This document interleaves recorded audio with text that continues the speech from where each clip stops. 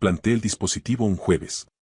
Un aparato pequeño, con respaldo magnético, oculto detrás del radiador del apartamento de mi suegra como si siempre hubiera pertenecido allí. Todo tomó 40 segundos. Me repetí que yo no era ese tipo de hombre, el desconfiado, el paranoico.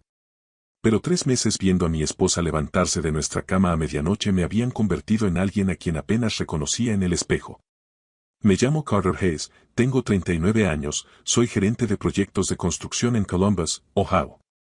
Sandra y yo llevábamos 8 años casados. 8 años sólidos, o eso creía. Teníamos una casa, un perro llamado Hank, rutinas de sábado por la mañana con café mediocre y buenas conversaciones. El tipo de matrimonio que parecía exactamente lo que se supone que debe ser. Entonces empezaron las noches. Al principio fue algo leve. Sandra se levantaba en silencio alrededor de las 11, susurraba que no podía dormir y bajaba las escaleras. Salvo que una vez bajé a medianoche por agua y la casa estaba vacía. Su coche seguía en la entrada. Su abrigo ya no estaba en el perchero junto a la puerta. Volvía a las 2 de la mañana oliendo a aire frío y a algo más que no sabía identificar. Le pregunté una vez, con naturalidad. Dijo que había estado sentada en el porche, que necesitaba aire fresco. El porche da a la calle. Esa noche la estuve observando desde la ventana del dormitorio durante 20 minutos. Nunca estuvo allí. Su madre, Beverly, vivía en el apartamento que construimos justo al lado, entrada compartida, 20 pasos entre ambas puertas. Sandra la visitaba a diario, era completamente normal, eran muy cercanas. Pero nadie visita a su madre a medianoche. Nadie, excepto Sandra. Así que dejé de hacer preguntas y empecé a buscar respuestas por mi cuenta. La grabación de la primera noche fue, en su mayor parte, nada. Beverly moviéndose por la cocina, el murmullo de la televisión de fondo, el radiador chisporroteando. Yo estaba sentado en mi coche. En la entrada, a la 1 de la mañana, con los auriculares puestos, escuchando a mi suegra ver televisión nocturna y sintiéndome como el hombre más patético del mundo. Entonces apareció la voz de Sandra. Clara, cercana, como si estuviera justo al lado del dispositivo. No sospecha nada. Mi mano se tensó alrededor del teléfono. La respuesta de Beverly fue más baja, más lejana. Solo pude captar fragmentos. No podemos seguir haciendo esto, Sandra, es demasiado arriesgado. Mamá, está bien. La voz de Sandra era firme, tranquila. Carter confía completamente en mí. Ese es el punto. Entonces, una tercera voz. Mel.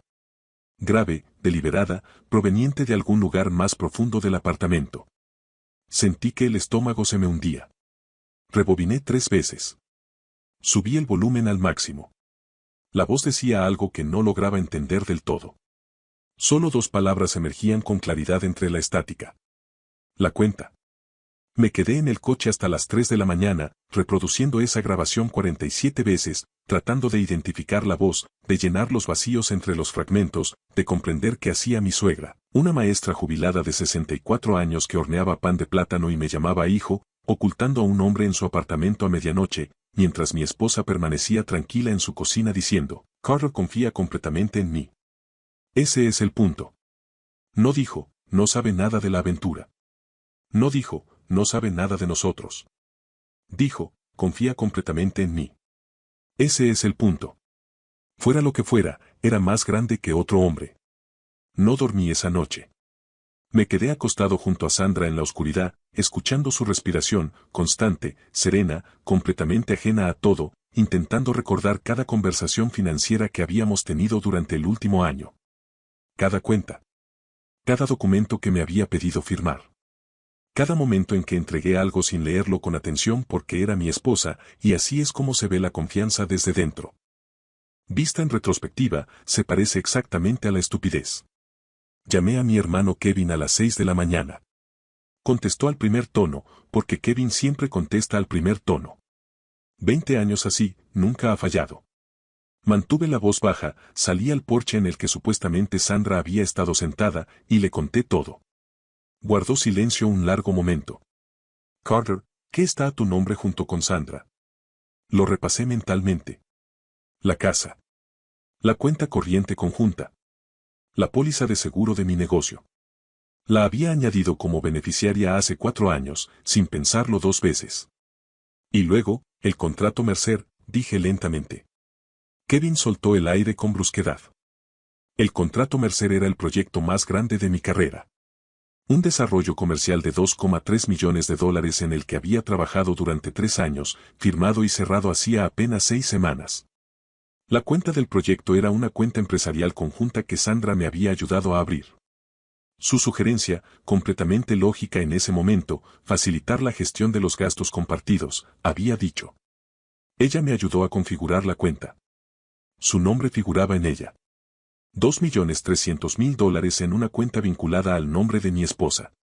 Y en algún lugar del apartamento de Beverly, la noche anterior, un hombre al que no podía identificar hablaba de la cuenta a la 1 de la madrugada. Sentí como la sangre se me helaba. Llamé al banco a las 8 en punto de la mañana. Estaba sentado en mi camioneta, en el estacionamiento de una gasolinera a 3 manzanas de casa. El motor encendido, la calefacción al máximo, las manos completamente firmes, como se vuelven cuando la mente deja atrás la emoción y entra en puro modo de supervivencia. El gestor de la cuenta se llamaba Glenn. Había tratado con él en 2 ocasiones. Un tipo agradable, meticuloso. Señor Hayes, me alegra que haya llamado, de hecho. Una pausa que duró un segundo más de lo normal. Ayer por la tarde detectamos una actividad inusual en la cuenta del proyecto Mercer. Se registró una solicitud de autorización de terceros. ¿Qué tipo de autorización? Pregunté. Alguien intentó añadir un firmante secundario a la cuenta. De haberse aprobado, habría obtenido acceso total para retirar fondos. Otra pausa. La solicitud fue marcada automáticamente porque se envió desde una dirección IP en Nevada. ¿Tiene alguna relación con Nevada, señor Hayes? Nunca había estado en Nevada en mi vida. ¿Quién envió la solicitud? Se presentó utilizando las credenciales de su esposa, respondió Glenn con cautela. Pero, señor Hayes, el dispositivo empleado no coincide con ninguno de los usados anteriormente en su actividad bancaria. Ubicación distinta, navegador distinto, todo distinto. Se aclaró la garganta. Por eso la bloqueamos en lugar de procesarla. Congele la cuenta, dije. Ahora mismo. Congelación total. Ya se hizo esta mañana, señor. Colgué y me quedé allí, inmóvil. Alguien en Nevada había intentado abrir una cuenta de proyecto de $2,3 millones utilizando las credenciales de Sandra. Alguien que conocía sus datos bancarios. Su acceso. Sus respuestas de seguridad. Alguien a quien ella se lo había dado todo, voluntariamente. Conduje de regreso a casa. Sandra estaba en la cocina, preparando huevos, tarareando suavemente. Se giró y sonrió al verme entrar. Buenos días, cariño. ¿Tienes hambre? Le devolví la sonrisa. Muerto de hambre, respondí. Esa noche, Sandra salió a las 11:47 de la noche. Me quedé mirando el techo del dormitorio durante 90 segundos después de que cerrara la puerta. Luego me levanté, me vestí, me puse los auriculares. La grabación ya estaba activa en mi teléfono. Me senté en lo alto de la escalera, en la oscuridad, como un hombre esperando un veredicto que ya sabe que llegará. Su voz llegó a los pocos minutos. Más clara esa noche. Estaba más cerca del dispositivo. Ha congelado la cuenta, mamá. Silencio. No sé cómo. Tal vez el banco lo detectó. Puede ser. Una pausa. No. No, Carter no es lo bastante listo para eso. Su voz descendió. No puede saberlo. Esta mañana se comportó con total normalidad. Me besó al despedirse. No sabe nada. La voz del hombre otra vez. Más cerca esta vez. Mucho más cerca. Y esta vez lo escuché con claridad. Entonces pasamos al plan de respaldo. La póliza de seguro. Mi póliza de seguro empresarial. $1,800,000. Sandra como única beneficiaria. Algo que firmé sin dudar 4 años atrás, porque eso es lo que hacen los matrimonios. Se protegen. Firman. Confían. La póliza solo paga si, la voz de Beverly, vacilante, nerviosa. Sé perfectamente cuando paga, interrumpió el hombre en voz baja. La grabación quedó en un silencio absoluto. Y en ese silencio, por fin comprendí la arquitectura completa de lo que estaban construyendo a mi alrededor. En silencio. Con paciencia. Desde múltiples frentes, al mismo tiempo. La cuenta era la opción 1. El seguro, la opción 2. Y la opción 2 solo se activaba bajo una condición que ningún hombre quiere siquiera considerar. No solo intentaban robarme. Intentaban borrarme. Me quedé sentado en esa escalera oscura y tomé una decisión en ese mismo instante. Nada de abogados al principio. Nada de bancos. Nada de mi hermano. Necesitaba saber quién era ese hombre. Esa misma noche. Atravesé el patio trasero en completa oscuridad. Sin la luz del teléfono. Sin hacer ruido. Solo el aire frío de noviembre y 14 años de conocer exactamente qué tabla del porche trasero de Beverly crujía y cuál no. Porque ese porche lo había construido yo mismo, con mis propias manos, 3 veranos atrás. Evité la tercera tabla desde la izquierda. La luz de la cocina de Beverly estaba encendida. Las cortinas corridas, pero finas, de esas que difuminan la luz sin ocultar las siluetas. Me pegué a la pared exterior junto a la ventana y me limité a escuchar primero. 3 voces. Nítidas. Cercanas. Saqué el teléfono y pulsé grabar. Luego me desplacé apenas unos centímetros y miré a través del hueco donde la cortina no alcanzaba a cubrir del todo el marco.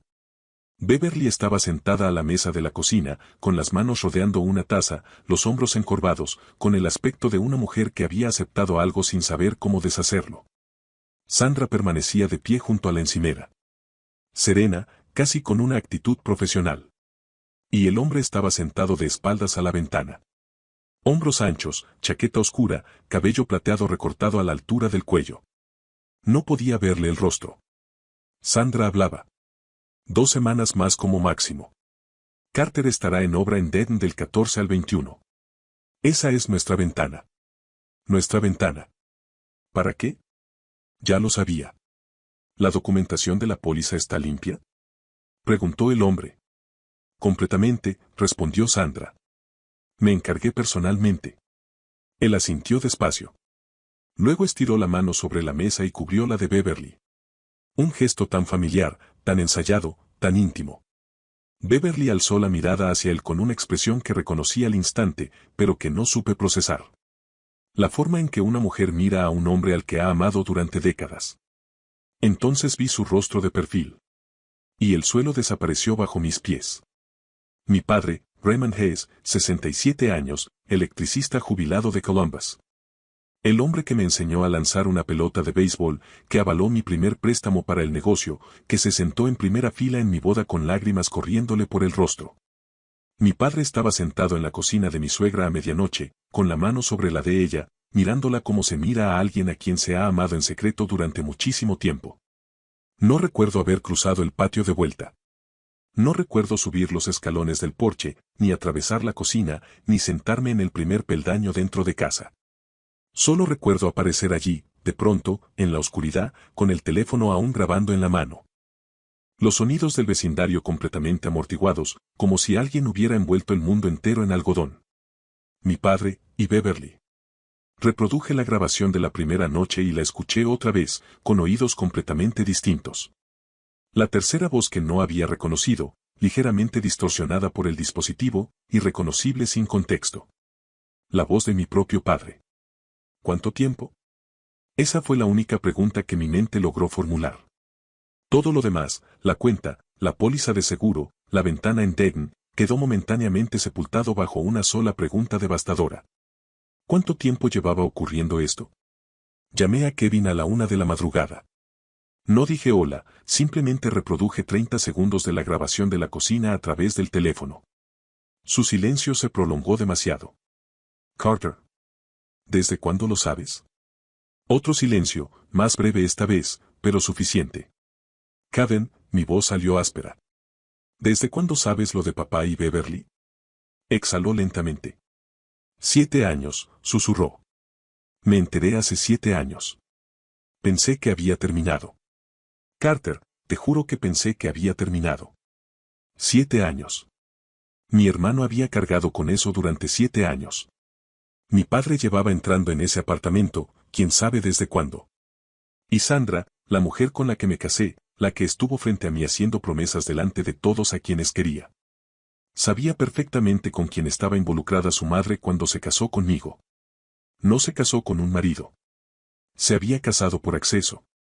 A la mañana siguiente fui a ver al detective Aaron Price. 12 años de experiencia, división de delitos financieros. Entré con 3 noches de grabaciones, documentación bancaria, la alerta de IP en Nevada que me había mencionado Glenn y una póliza de seguro con mi nombre en un extremo y el de mi esposa en el otro, con una condición de pago muy específica. Price escuchó todo sin moverse. Luego dijo: esto es intento de conspiración para cometer fraude y podría ser algo peor, dependiendo de hasta dónde haya avanzado lo del seguro. Se inclinó hacia adelante. Señor Hayes, hizo todo correctamente. La mayoría de las personas confronta primero y arruina su propio caso. Arrestaron a Sandra un miércoles. Mi padre acudió a la comisaría voluntariamente. Cooperó en todo. Se sentó frente a mí en una sala con una mesa entre nosotros que parecía extenderse por kilómetros, y no pudo sostenerme la mirada más de 2 segundos seguidos. Dijo que lo sentía. Le creí. No cambió nada. Beverly se declaró culpable de conspiración. Sandra recibió 4 años de prisión. Mi padre, cuya implicación no llegó a concretarse en el fraude como tal, obtuvo libertad condicional, y perdió algo que ningún tribunal puede imponer formalmente. A su hijo. Reconstruí la cuenta del proyecto Mercer, terminé el contrato y eliminé todos los nombres, excepto el mío, de todo lo que había poseído. Algunas noches todavía me siento en ese porche. El mismo en el que Sandra supuestamente buscaba aire fresco. El mismo que observé desde la ventana del dormitorio preguntándome qué clase de idiota no era capaz de ver lo que tenía justo delante. Resulta que era el tipo de hombre que confía. Y ya no lo considero un defecto. Lo considero la prueba de que amé por completo. Ellos simplemente nunca lo merecieron.